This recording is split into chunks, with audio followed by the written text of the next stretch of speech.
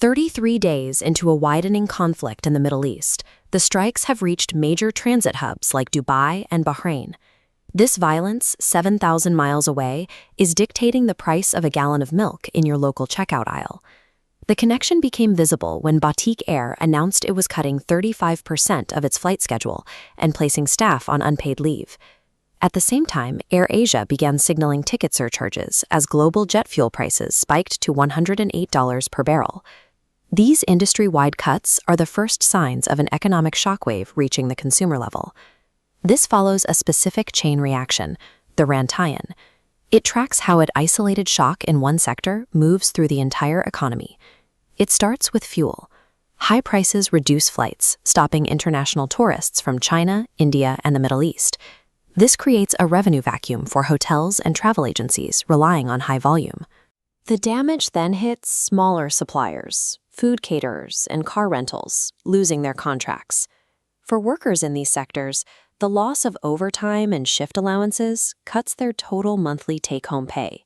In many households, base salaries are low, and these extra allowances cover fixed debts like car loans and housing rent. When that income disappears, those monthly payments become a heavy burden on the family budget. As families pull back on spending to survive, industries like advertising and automotive sales face a secondary contraction.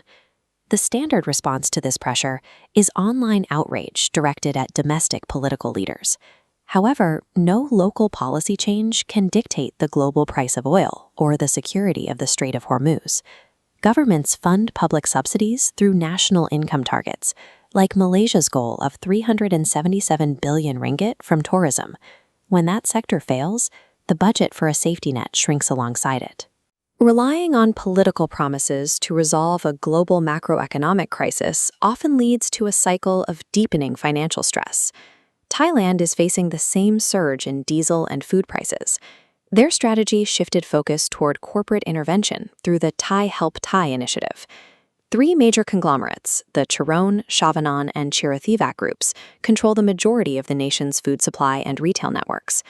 These companies agreed to slash the retail prices of essential groceries by up to 50%.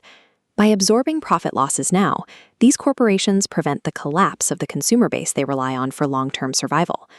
Resilience in a global crisis requires corporate giants to share the financial burden, moving beyond total reliance on government intervention.